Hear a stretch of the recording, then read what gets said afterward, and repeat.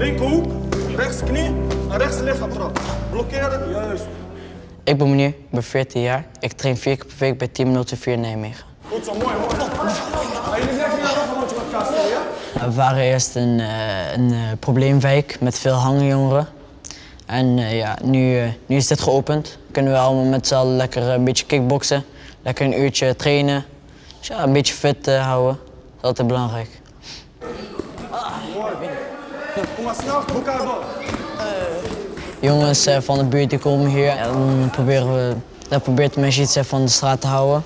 En dan kunnen ze hier een uurtje komen trainen. Ja, het is een beetje voor afleiding. Ga ik sporten, hou ik mezelf fit en blijf ik niet op straat hangen tot laat in de avond. Machine betekent een trainer, maar ook een hulp. En ook gewoon een jongen uit de buurt, aardige jongen. Hij geeft goed les. En verder, naast sport kan ik ook gewoon goed met hem praten.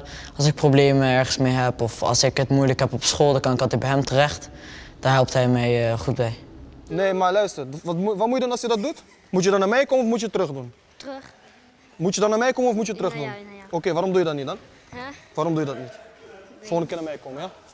Ja, ik vind het wel belangrijk, want dan heb ik tenminste iemand om mijn dingen mee te delen.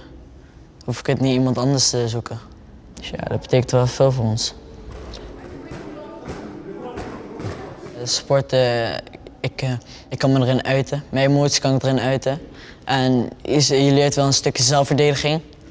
Want ja, op basisschool was ik nogal een beetje in mezelf getrokken. Iedereen was een beetje groter en sterker. 3, 1,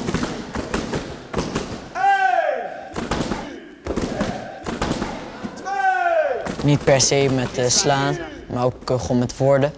Je kan niet buiten zomaar mensen gaan slaan of wat dan ook. Dan wordt Majid ook boos op mij. Ja.